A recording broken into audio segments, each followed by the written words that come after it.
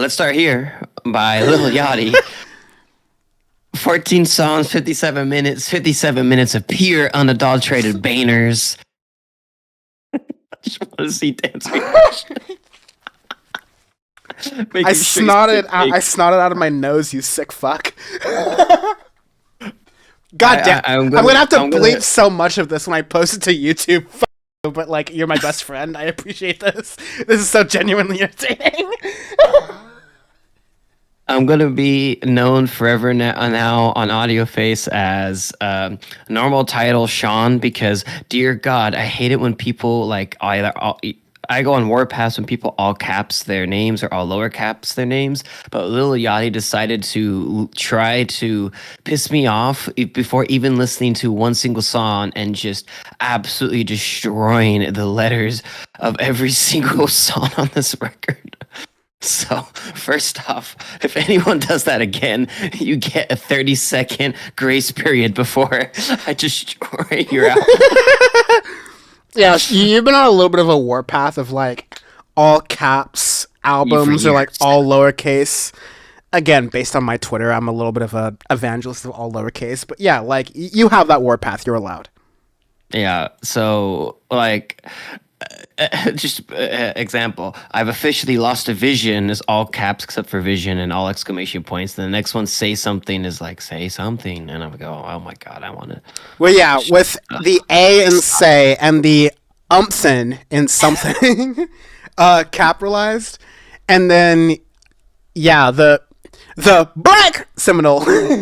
I mean, so let's get real here. Let's do it. This is Lil Yachty's Tame Impala pivot. He's just one guy. He's just one guy. Can you believe it? He's just one guy. It's not a band. It's just one guy. It's not Tame Impala. It's Tame Impala. It's just one guy, by the way. Can you believe it's just one guy?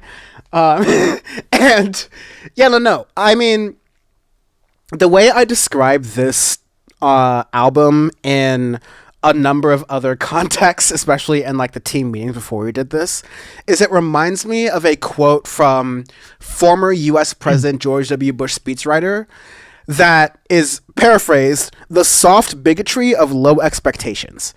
What that means is that for a minute there, I fucking love this album. I was like, Lil Yachty is on a plane here. Like, he is someone who is daring enough to try something different in the music space, especially from like a rap trap kind of space, especially from the quality controls kind of space, right? Like, I'm impressed. This is really good stuff.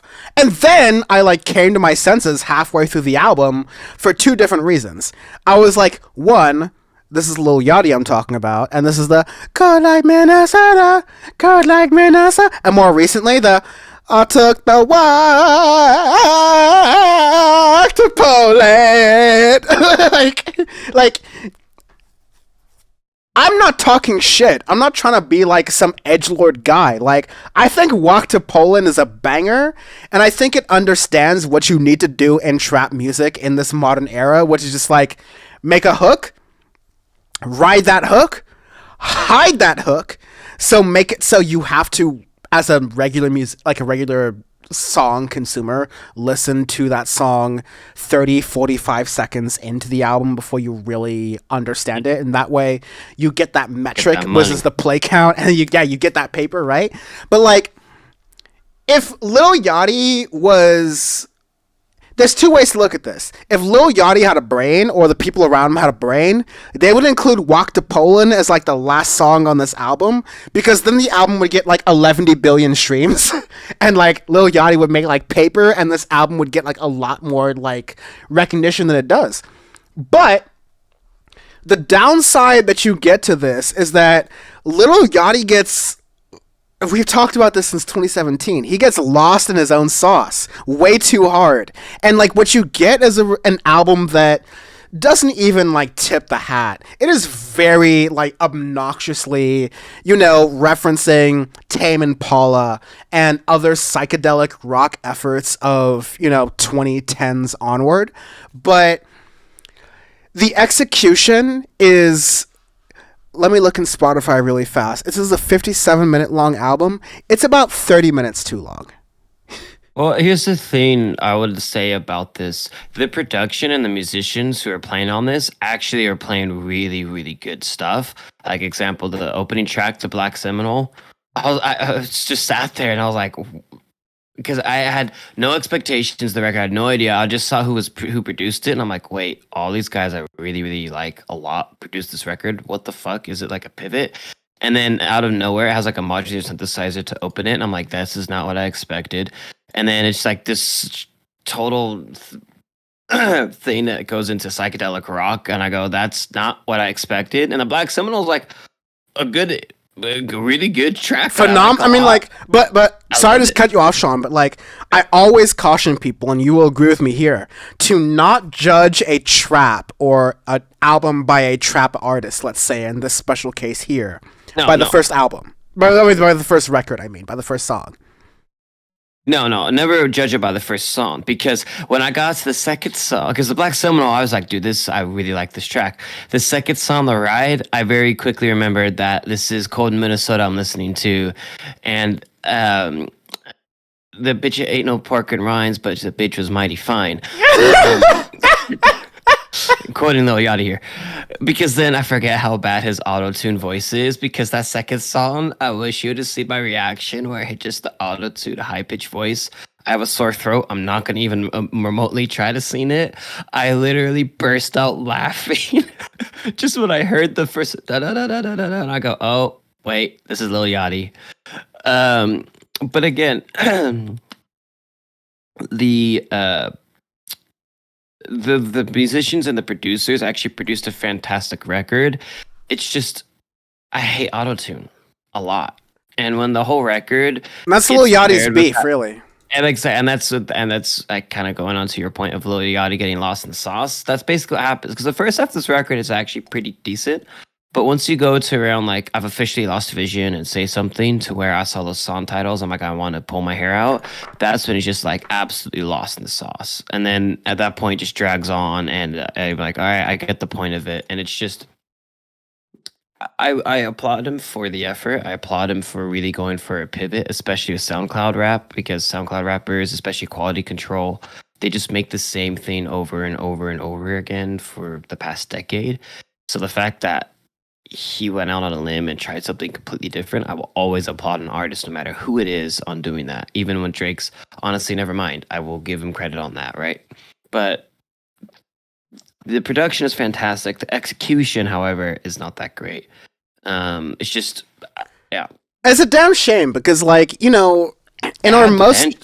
It in our really had a most, lot of potential. yeah, it had a lot of potential, and in our most, you know, like, in Sean and I's most charitable approach towards Lil Yachty, he knows how to make a hook. He knows how to make bangers. Like, John and I will laugh all the way about how dumb songs like Lil Yachty's Minnesota or whatever the hell sound. But Lil Yachty will be laughing all the way to the bank, not because other people will be streaming it, because we are the other people who will be streaming that bitch. like those songs are bangers. We love them. Yeah. We actually enjoy them.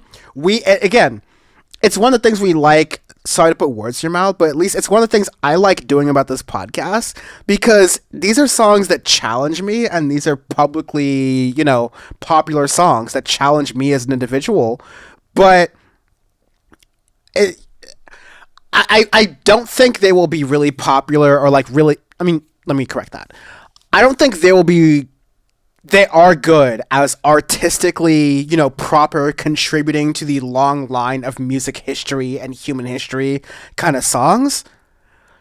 But for me right now, is who I am. They're bangers, and I love them, and I love listening to them. And I think Lil Yachty has a great talent for consistently putting those out. And I think that, like, yeah, he's an auto-tune crooner, and he does that way too much. But he definitely could have written a balance here where he does this almost like hard psychedelic rock indie pivot as a trap artist, because again, rest in Rico, tried to do a similar thing with Pink, right? And it I think it fell flat, but I appreciated the effort that he did, and I appreciate the effort Lil Yachty did here. I think it's bad, but I don't think it's as bad as Honestly Nevermind was. That was terrible. This No, is no, like that was objectively a bad record. this is just boring.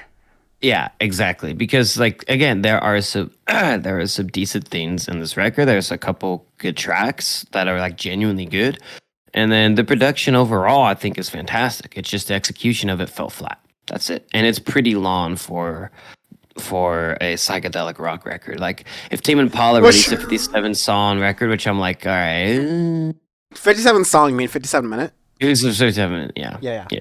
no. Oh, I was gonna say that because like you're saying, Tame Impala made a long record, like or like it's a long record for psychedelic rock. Like let's pause for a sec and analyze what that really means. Except we don't really need to because like that is a lot to say. But overall, yeah, I am happy that Lil Yachty did this jump, and it's a leap, and it's very courageous. And straightforwardly, I would like him to do more of this, but at the same time, less of this, and like really pare it down to like what are the best ideas that you can put forward. And other than that, just like leave the shit be, man. Yep. Yeah. Feel free to take a moment here because I need to. This is one part of the show I forgot to produce properly. But the arbitrary scale this week that we do every week on Audioface because our review is our review, and rather than explain to you what we did, like rather than explain to you what we said and then like summarize that by some bastardized number or score, we're gonna tell you exactly how we felt with how these albums were based on some arbitrary scale that changes every single week. So you understand that our review is our review and that what we said in it is more important than the ranking system we give out of it. This week, it'll be senators quoting Taylor Swift lyrics. I have the link up top if you want to check it out. And you get to pick your favorite senator dropping a Taylor Swift quote based on the fact that, yeah, we've talked about, especially on this podcast, how Ticketmaster has been under a lot of scrutiny for effing people out of tickets, not only during the Taylor Swift fiasco, but for many other concerts for artists, honestly, way smaller than Taylor Swift. And so, on the one hand, it's fine that Ticketmaster and Live Nation start to get their comeuppance. On the other hand, F these politicians, and we don't trust them to do the right thing. They're just performing for themselves in no less shameless, in fact, much more shameless of a way than even Taylor Swift does, who I would argue, has a much more genuine relationship to her audience than any of these politicians have to their constituents. That being said, this is definitely Amy Klobuchar, also known as Cloud Boot Jar. Cloud Boot Jar with All Too Well saying, I believe in capitalism, and to have a strong capitalist system, you have to have competition. You can't have too much consolidation, something that, unfortunately for this country, as an ode to Taylor Swift, I will say, we know all too well.